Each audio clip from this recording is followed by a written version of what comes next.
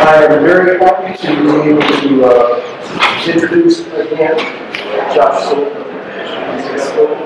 You've said on several times now. All 4 years. There you go. Long-term working every time. Thank you. I'm also glad there's a long-form version of the title of your speech. I wanted to make sure. A little extreme. But that's okay. We're happy to hear it. Yeah. Please take it away. Sure. Thank you. So forgive the long title, please. I couldn't think of anything better to try and attract people here to listen and talk about risk management. I've heard plenty of people talk about risk management in the past, and frankly, it's just been really, really boring. And so my goal with this talk was really to show you guys how you can talk risk management with your peers, how you can talk risk management with your managers, and basically convince yourself that risk management is actually something worth doing, it's something worthwhile, and it can even be fun. So I'm Josh Sokol. I'm the Information Security Program Owner at National Instruments. I do all sorts of stuff, architecture, policy, whatnot, but one of the things that recently I've been doing a lot of research on, a lot of work on, is risk management. So that's why I'm talking about that. So if you've had any issues convincing management to undertake security projects, hopefully this talk will be very useful to you. If you've had any issues getting peers to disclose vulnerabilities, again, hopefully it will be useful. Proper risk management. It's about using risk to drive organizational improvement. And we'll talk a little bit about how we actually use risk management to do that. And like I said, if you do it right, it can actually be interesting and even extremely valuable to both you and your organization. It's also a good career builder. So let's start and talk a little bit about personal risk management. So the reason why I like to start with this is because it's something we're all already doing. And so it brings risk management back to something that we're all very familiar with. In this case, this is my house. Well, it's not really my house, but you get the idea. So when you're looking at your house, you have to evaluate things around you. You have to evaluate things like the location of your house. You have to evaluate things like who your neighbors are, right? And what you're doing is you're basically making a risk decision. So you're looking at what is the likelihood of something happening to my house, right? And then you start looking at the things that you have inside of your house. You start looking at the nice TV that you just bought, or the stereo system, or maybe the car that's sitting in the garage, right? And you start looking at what's the value of those things, and then you determine what the impact is to you if those things were stolen, right? So if you're CISSP, or if you're looking at getting your CISSP, there's a classic risk formula, and we'll talk about this in a little bit. Risk is likelihood times impact, right? So what we're doing here is we're actually looking at mitigations.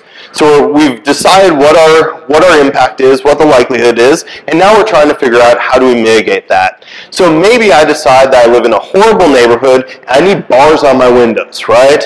And maybe I need things like motion detectors. Or maybe I keep servers in my basement and I need some water sensors, right? So we're basically making decisions on a personal level. This has nothing to do with my company. We're making decisions on a personal level about the risks that affect us and how we plan to mitigate that. When we bring this into the enterprise, it is no different than that. So, real quick show of hands. Who here has an existing risk management program? Third of the room or so? Okay. Who is interested in starting a risk management program? All right, a couple people. So maybe we've got half. What are the other half of you here for? If you don't have a program and you're not interested in starting, why are you here? All right, well, hopefully you learned something anyways, right? That's right. So in any case, let's talk about threats and consequences. When we're talking risk management, we have to know what the threats are. And there's a whole bunch of different threats. And so what we have right here is a type of risk, in this case, financial loss, reputation damage. I'll show more on the next slide. And then we have different consequences, ranging from low to medium to high. So in the case of financial loss, our low consequence is that a business unit manager could contain the anticipated loss in our operational budget. Our medium consequence is a GM could contain that loss by shifting some funds and priorities. And our high consequence is recovery from the anticipated loss would be handled by the CEO and board as a special item, right? So we're looking at what the threats are, And we're looking at what is the impact of each of those things. So we also have things like regulatory noncompliance. What happens if I don't meet my PCI obligations? Or business interruption, downtime, DOS, right? And safety hazards. All of these are different types of risks that, depending on our job and our function, we may have to consider for our company. Risk management in an ideal scenario is about prioritization. So we talked a little bit before about what impact and what likelihood are. What we like to do is we like to map those guys. So we take the risk with the greatest loss, impact, and the greatest probability, likelihood, and we basically do that mathematical formula. Likelihood times impact. We usually try and give this a 1 through 5 scale or something like that. 1, 2, 3, 4, 5, 1, 2, 3, 4, 5, and then we map them. And what we end up with is a list where the stuff that we care about most is usually the stuff with the greatest likelihood and impact, and it ends up way over here. All the way down to the stuff that we don't care about quite as much, which ends up way down here. So now we're able to look at this list and we're able to say, well, the stuff, when we're doing prioritization, we usually want to start out here and work our way back. Now there is an exception to that, which is level of effort, because this thing might take firing everybody in my company and starting over with a new crew in order to actually do something like that. That's a huge level of effort. We don't do that. All right. So, risk management methodologies. There's a whole bunch of different methodologies out there. There'll be a test at the end of the presentation. Just kidding. There's lots of different methodologies out there. And really the takeaway here is that there's a bunch of stuff out there, but there's somebody else's vision of what risk management should be. At best, they're a guideline. They give you examples of what other people are doing, what other people think risk management should look like, but at worst, they make risk management look really complicated and make it difficult to get started. How many of you guys have looked at one of these in the past and gone, oh crap, I can't do that, right? They're difficult, man. I started with the NIST 800-30 the first time I looked at it, and if you're familiar with any government documentation, man, whew, it makes your head spin, right? So, let's talk about defining risk. Risk is the potential that a chosen action or activity, including the choice of inaction, will lead to a loss or some sort of undesirable outcome. So risk can apply to all sorts of different things. It can be economic risk, health, safety, and environmental, IT and InfoSec, insurance, business management, finance, security, right? So I'll tell you a little story. When I first started looking into this, I started looking at a set of tools called GRC, Governance, Risk, and Compliance. And this was when I first took over the security program. It was basically non-existent at NI. I started with zero budget, and I basically said, hey, this GRC thing, we need this. We have to be able to manage our risks. So I put it in the budget. $500,000, $500,000 to bring a GRC tool to NI. You know what happened when I put that in my budget? They laughed at me. It's my first year doing the budget, and they laughed at me. Because I went from zero to $500,000 in no time flat, right? So what did I do? I went and I talked to the guys who lead all these teams. I talked to my finance guy. I talked to the OSHA guy, right? I talked to some of the IT people. And I said, hey, I want to show you guys something. I said, look at this GRC tool. And I had one of the vendors come out, and I had them do the whole dog and pony show. And I said, isn't this awesome? Wouldn't you guys love to have this? And they said, yes. And I said, all right, it's $500,000 split between 10 teams. That's $50,000 apiece. And they said, no, we can't do that, right? So I was having a lot of trouble trying to figure out, how do I do risk management? I'll talk a little bit about the end result of that in a second. In any case, risk applies to everybody. So our risk formula. This is the standard CISSP. You go take the test. This is the answer, right? Likelihood is the probability of something occurring. Impact is the expected loss that if that event occurs. And so our risk formula is likelihood times impact. So this should look very similar. That's what we had over there. And we get kind of this weird chart where the higher likelihood, higher impact stuff starts there, then it works its way back to medium, and then low, and then insignificant. Doesn't look very good on this resolution. That looks a little better. Now, one of the first things I learned about risk management when I was going through this is that this formula didn't fit me.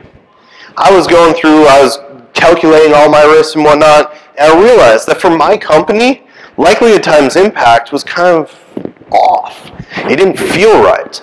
For me, I liked likelihood times impact, and I felt like impact needed to be weighted in there additionally. I felt like impact was more substantial.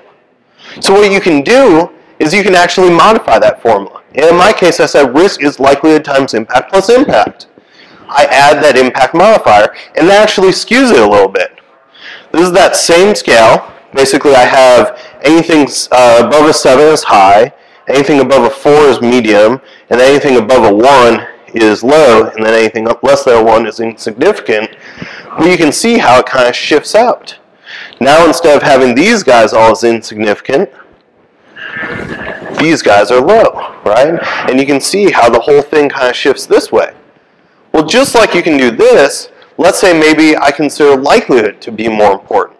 So I can flip that, and I can say it's likelihood times impact plus likelihood. Right? Maybe I consider it to be doubly important, so I do plus likelihood plus likelihood. The takeaway here is that the risk formula, the formula itself doesn't really matter. The idea is that you should make your formula fit your company. Make the math work for you.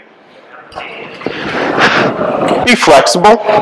Risk management needs to be a custom fit for your organization, and your formula needs to reflect that. So any tool, anything that you start using for risk management needs to keep this in mind. You need to be able to modify things and modify on the fly.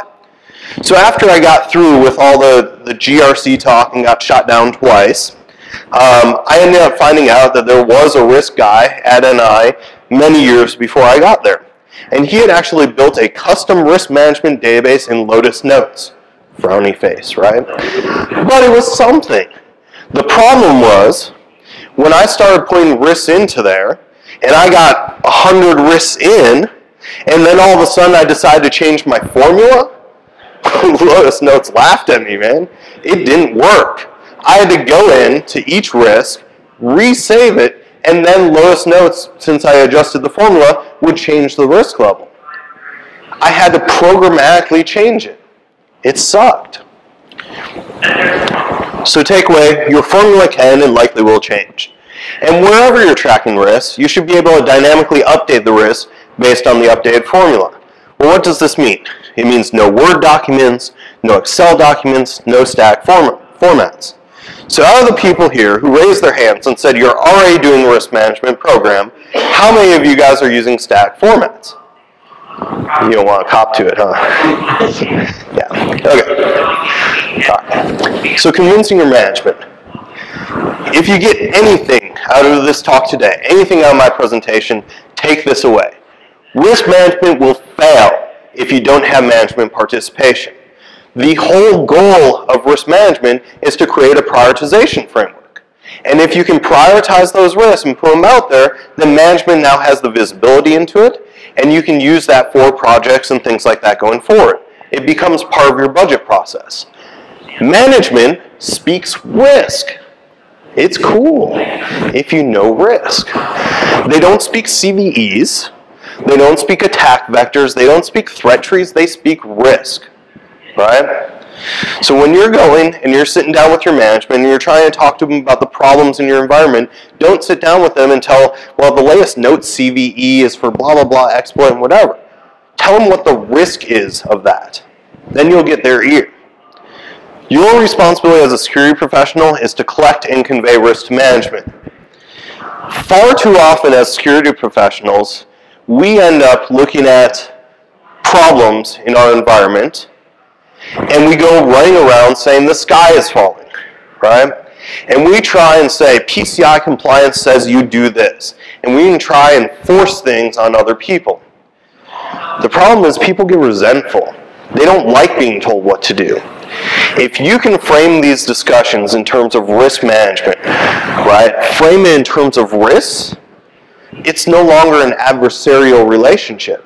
It's me conveying what the problems are in our environment, and now I can tell management, hey, why don't you evaluate this? Why don't you look at this and decide what we want to do with that? Do we want to accept it? Do we want to transfer it? Do we want to reduce it? Now management feels empowered. You look awesome because you've been able to figure out what the risks are. You've been able to give management the visibility, and you've been able to empower them to actually do things with those risks. Does that mean that when they present to them some type of risk value, maybe like a matrix, and let them tweak that also? Yeah, so the question is, does this mean that we give management kind of a risk matrix and value and allow them to manipulate that? And the answer is absolutely, right? Risk management is what's the right word? Everybody's working together on this, right? So when I do risk management at NI, it's not about what I think the risk is, it's about what we think the risk is. And I will go and I will talk and I will sit down with the team manager and I will say, hey, what do you think this is? And then I'll sit down with management and say, the manager thinks it's this because of this, how do you guys feel? It's a collaborative process. Now, if you do a good job of management through the process of risk analysis, then the end result is that list of priorities that you can then use for project planning. Here's our high list, here's our medium, here's our low. These are the things that are low level of effort, these are higher level of effort. These are the things, all these risks map back to this thing which we should do for next year. Right? Now, if you can't convince your peers, risk management will fail as well. Because normally your peers are the ones who are giving you risks. And the first time I did a risk management exercise, I sat down with one of our Unix admins. I said, Josh, I feel like I'm at the doctor with my pants down around my ankles. It's like, this is hard for me to give up all this stuff. But the reality is, it's stuff he's been living with for years and years and years while he's been at NI. It's just the skeletons in the closet. What we're trying to do with risk management is we're trying to bring those skeletons out of the closet. We want to put them where everybody can see them, or at least where management can see them, right? So management can only be proactive in addressing risk if they're aware that it exists. So you got to tell your peers that if this is in the closet and it comes to light, it's on your shoulders. But if you can get out of the closet and show management this, then we can actually do something about it. So undocumented risk means that you and your peers shoulder the responsibility if it happens. Documented risk means that management acknowledges that the risk exists and any action or inaction is now on their shoulders. Now, when you go to a manager and you say, here's a problem today, and you don't speak in terms of risk, they can brush it off. They can walk away. Now, if you have a risk format, an actual system to keep track of risk, to make them make decisions based on risk, they have to actually go in and acknowledge it. Even if they're acknowledging, says, we're going to just accept this risk, they have to choose to accept the risk. Yes, sir? I was going to say, on that last one, I was told that it's like, looking at it as the expense of this is in my signature. Yeah. In the signature. In the signature drawer. If you have the signature authority for that type of expense, then you're allowed to accept or reject the risk. That's right. If not, then it goes up the total bill. That's absolutely right. And I'll talk a little bit about kind of how we handle that at NI too. So, determining risks, your peers aren't the only source. They are probably, well, hands down, they're the best source because they deal with this stuff on a daily basis, but there are certainly other places. If you can convince your peers that documenting risk is CYOA, you'll have more risks than you really know what to do with. And this is what happened with me. I got hundreds of risks from my different teams. Alternately, there's things like network vulnerability scanners, application vulnerability scanners, security mailing lists, blogs, code reviews, and Twitter. I follow a lot of security professionals on Twitter, and it's amazing. You get this news before it's news. It's pretty cool. So, when we're evaluating a risk, we ask ourselves three questions. First, is the risk acceptable? Is the likelihood impact low enough that I'm willing to just accept the consequences if it happens? And like this gentleman said, oftentimes certain people aren't the decision makers there. right? If somebody who's one of your peers says, yeah, I'm just going to accept that, you say, no, this is a management decision. We need to bring this to management and the appropriate level of management at that in order to have them make that decision. Is the risk transferable? Can I purchase insurance or some other means to transfer the impact of the risk to somebody else? And lastly, is the risk reducible? Can I put some sort of mitigation in place to reduce the impact or the likelihood of the risk from happening? So we ask those three questions. Now, the answer looks something like this. If the risk is not acceptable, and the risk is not transferable, and the risk is not reducible, don't do it. Right? And that should be you as a security professional, that should be your advice to management. If the answer is no, no, no, let's not do this. Let's figure out a different way to accomplish that goal. If the answer is yes, yes, yes, then we have lots of options. We can balance the three options, we can optimize. We can buy insurance, we can accept some of the stuff, and we can mitigate it. Right? So when you're evaluating that, think of this grid. Alright. Risk management is not a process for avoiding risks. That's what we do today, that's not good. The aim of risk management is not to eliminate risk, rather to manage risks involved in business activities, to maximize opportunities and minimize adverse effects. I said earlier that management speaks risks. Most companies out there are where they're at because they took risks. They just took calculated risks. So if we can talk to management about risk and we can say, hey, here's the risk. If we do nothing, this could happen. If we mitigate it, this risk goes down, right? If we can speak to them in that risk format, it's something that they already understand. No, risk management is not management of insurable risks. We can use insurance for transferring risks, but most risks are managed by other means. So there are only so many things that we can buy insurance for. There's only so much money to buy insurance. Risk management should support strategic and business planning. Absolutely. It should support effective use of resources, promote continuous improvement, explicitly address uncertainty, allow for a quick grasp of new opportunities, enhance communication between business, IT, and senior management, reassure stakeholders, help focus internal audit programs, create value, be an integral part of organizational processes, be a part of decision-making, systemic and structured, best available information, tailored, taking into account human factors, right? Now, risk management is cyclical. And what I mean by this is when you start out doing risk management, you're going to start looking for threats. You're going to identify the threats, you're going to characterize them by the teams they affect, by the technologies they affect, things like that. And you're going to assess where those threats lie. So if I have a Windows vulnerability, but I run all Linux systems, then it's probably not really a threat to me. It may be a threat to somebody, but it's not to me. So that's where we assess the vulnerability of the assets to a specific threat. Then we go and we determine the risk. To determine the risk, we use that likelihood and impact scale. We use the formula tweaked to us. Then we look at ways to reduce those risks, or mitigations. We prioritize risk reduction measures based on a strategy. We take into consideration business constraints like money and people resources. And then when we get through that, we go back to the beginning because risk is always changing. There's a temporal aspect there, right? So the latest 0 day that drops today at HouSecCon. I don't think we have any 0 day here, right? But that risk today is huge. If I were talking about 0 day, you guys would be running back to your office trying to figure out, how do we fix this? How do we mitigate against this? So the risk is high. And tomorrow, when Metasploit develops a module for that, it gets even higher, right? Because now ScriptKey can run that. But then the next day, the vendor that I dropped that 0 day on, they develop a patch, they release it to the public, you guys patch your systems. Risk goes down here. So risk is constantly changing. And because of that, we need to constantly be going back and reassessing those risks.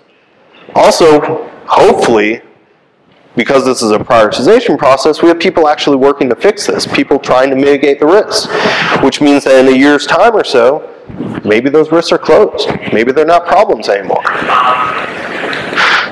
So, a risk review process may depend on how lean your organizational structure is, especially on the management end of things, but this is what I do at NI. The visibility of risks, I raise it depending on whether it's low, medium, or high. If it's a low risk, usually I will let an area manager sign off on that. The Unix team manager, the Windows team manager, the network team manager. If it's a low-level risk, that should be something that they should be able to handle, right? But if it's a medium-level risk, that's something that I'll escalate to my directors. And I'll say, hey, directors, this is something that you guys should look at. If it's a high-level risk, this is something that has the ability to affect other systems, the whole company, costs a lot of money. That's something that I raise to my VP. So you can immediately see how the risk management process will drive visibility up the chain. That's what we want. And we talked about regular reviews. I do the same thing with reviews. So low risk needs to be reviewed annually. Once a year we have to go through and re-review those risks. And the answer might be accept until next year. That's okay. That's a valid answer as long as we have the right person making that decision, not me. Medium risk we do semi-annually and high risk monthly. You can tweak this, right? This is me. This is my company. This is my management structure. You can do whatever you'd like here. Now, we talked about that already. Deriving value. Yeah. So when we're trying to derive value from risk management, the first thing we do is we order by that risk level. Because the place where we're going to immediately get the most bang for our buck is in those high-level risks. Those are the biggest issues in our organization just by nature of the risk management process. So we order by the risk level. Here's our highs, here's our mediums, here's our lows. Now, if the mitigations are the same, I group those together. So for example, I may have my Unix team. And my Unix team is telling me that they have, they're built off a SAN fabric, and when that SAN goes down, everything goes down. Every single Unix system requires that network mount. And I may have a network team that's telling me that they don't have redundant hardware for this core piece, or internet edge, or whatever. Right? And I may have my Windows team telling me about something else. All of those kind of map back to the same thing. It maps back to disaster recovery. So why shouldn't I create a new project and call it the disaster recovery project and bucket all those risks under disaster recovery? Now I can go to my management and I can say, I think that next year we should have a disaster recovery project. And it's not just me thinking that. I have risks that all relate back to that particular project. The network team thinks we should do it. The Windows team thinks we can do it, right? And it gets back to that ROI. Now I have all these high-level risks that are all being addressed by the same project. That's where prioritization comes back to play. And then you can pass these things back. If it's not me handling the project, maybe my director performs a review and says, yeah, that makes sense. What you said, that's a risk. I want to fix that. So we pass those back to the different teams, and we tell them, that project was approved for consideration next budget cycle. They've now, through the risk management process, gotten the green light by management to move forward with that guy. That's cool. So, tools for enterprise risk management. Most of these kind of fall into a category called GRC, Governance, Risk, and Compliance. These tools are easily 100,000 plus. For my company, they were quoting me 500,000. Different platforms here. Does anybody here have a GRC platform? You do? You're lucky. You're very lucky. They are very expensive. They're huge. What thumbs up, thumbs down. You like your GRC? In the middle. Okay. All right. So he's the lucky one, and he gives a thumbs in the middle, right? We're all the unlucky ones. We're using spreadsheets, maybe nothing. I got kind of sick of this, so I started using that Lotus Notes database, and I was like, man, I can't use this. It's not flexible. It's not all the stuff that we just talked about out there. And so finally I decided to do something about it. So you guys get to see SimpleRisk. I'm sorry, camera people. I'm going to have to come down here for my demo. You'll see it on the screen. This is SimpleRisk. So SimpleRisk is PHP, MySQL database backend.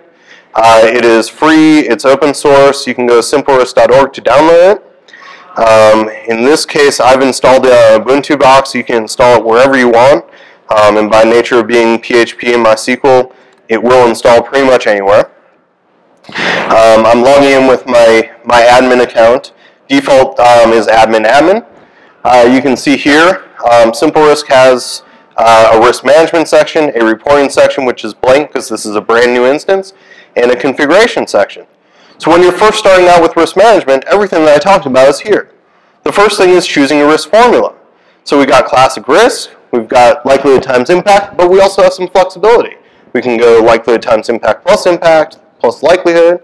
We also have the ability to configure what our high, medium, and low level risks look like, and what those levels look like. We even see that nice pretty picture I showed in my presentation. We can configure our review settings. How often do we want to review different levels of risk? I said it needs to be flexible, so here you go. You can change my categories, my teams, my locations, why you closed it. It's got a full-on user management section, including I have a module for Active Directory authentication. You can select teams. You can even define what permissions people have. So you can say this person is able to submit risks. This person can modify risks. Here's my manager, he gets to review low risk. Here's my director, he reviews medium. Here's my VP, she reviews high level risks. And I get access to the configure menu. You can change my naming convention. So if you don't like the fact that I called it insignificant, you can change it to whatever you want. SimpleRisk maintains a full audit trail, so every single activity within the system, if it changes something, it gets logged in the audit trail. If somebody's logging in, it gets logged in the audit trail. So let's go ahead, let's go risk management, and we're going to submit a new risk. And this one is going to be for HouSecCon. It's going to be a hurricane. It's Houston. It's happened, right? All right. So I can go back. It could happen, man. It's happened before. All right, so we need to add a new value, first of all. For this one, we need to add a new, where's my location? It was up here. There we go. Thank you. You guys know it better than I do. How about that? Houston. Houston, we have a problem. All right. So we just added a new location. That easy. We go in here. Houston has a hurricane, and then we go back to our site location. We've got Houston on here. We give it a category, environmental resilience. We give it a team. We don't really have a good team for this. We're going to call it information security. We can give it a different technology. In this case, let's do data center owner. So any user you have in the system, you can change that. Managers will be in there as well. We have two different options for risk scoring. We can do that classic, which you saw there, or we can do CVSS scoring, which is a pretty common standard, especially for technical vulnerabilities. In this case, let's stick with classic. What's the likelihood? You guys said it's pretty unlikely, so we'll go with that. But the impact, if it happens, is pretty bad, right? I don't know, extreme catastrophic. We're just going to say major. Yeah. I mean, if you're on the coast, you're right, pretty bad. If you're in one of those tunnels, tunnels under the city, that could be pretty bad, right? Those get flooded. All right, so risk assessment, HouSecCon might not happen if there is a hurricane. By the way, Austin doesn't get hurricanes, so last con, totally safe. All right. They make sure they cleaned out the canned goods on the shelf. There we do. Big impact. All right. So now we've submitted our new risk, and it told us that. So next step is we play our mitigations. We go in here. We've got a new risk. This one's been given a low, mostly because we said that it was very unlikely for it to happen.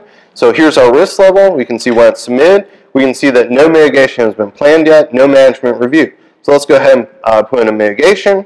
We give it a planning strategy. In this case, there's not a whole lot that we can do about this, so let's just accept it. Our effort is going to be, our mitigation effort is going to be pretty exceptional. We have no solution, right? But our recommendation is maybe get a hot site in Austin. All right, bam. So we go ahead and we submit that. Now it's disappeared. We've planned our mitigation. Now we go into management reviews. Now again, management reviews, if you have permissions to review this is a low-level risk. So if you have permissions, then you'll be able to do this. You go to the management review, you tell it to what my review is. In this case, I approve it. My next step is, well, let's consider this for project and think about a hot site. Bam. We hit submit, and our risk has been submitted. Management review disappears.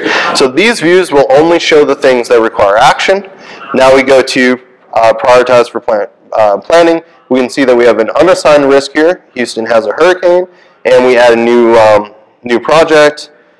We'll call it hot site. We add that project. We pull our hurricane into our hot site project, and then we save it. Now, if we have multiple projects, this can get kind of ugly. So I've given you the ability to prioritize your projects. You can drag them up, down, whatnot.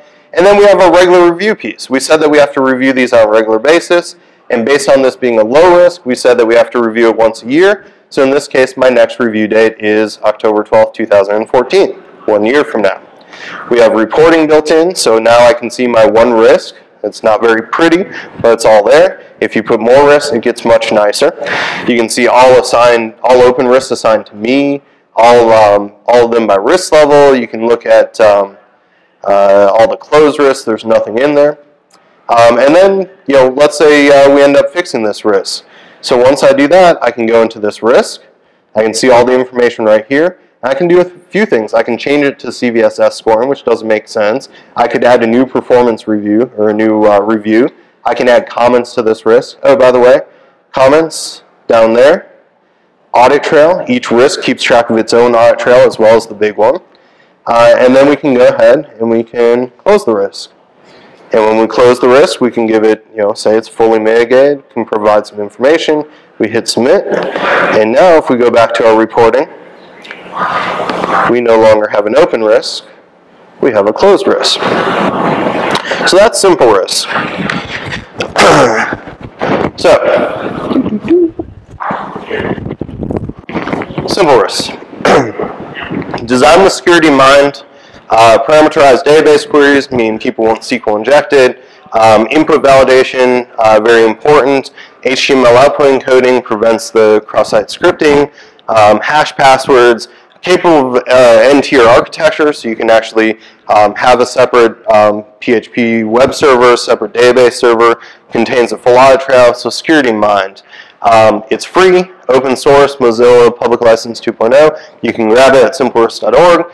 I have a LAMP installation guide, and if you're really slow at Linux, it might take you an hour. I did this last night. It took me less than 15 minutes to install and everything on that system right there.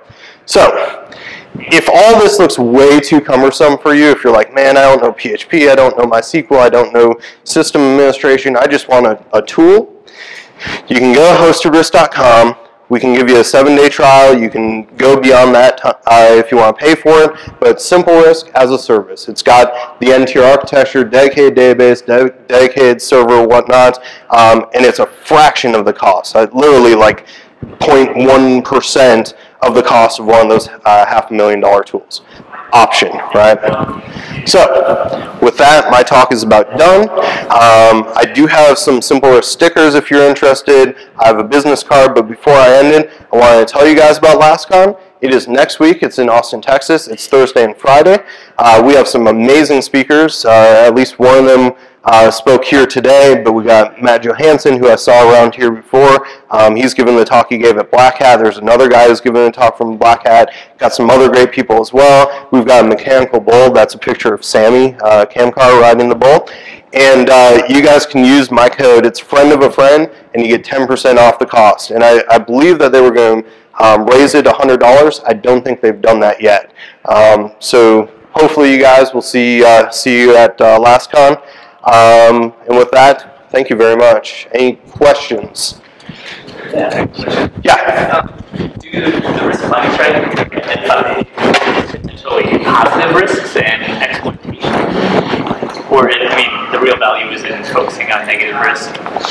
What do you mean by positive risk? Like, lot of the software can be valuable for identifying things that might turn into initial revenue or just cost savings or other. So you're saying like the likelihood of an impact of something good happening, basically? Yeah, so you give classes.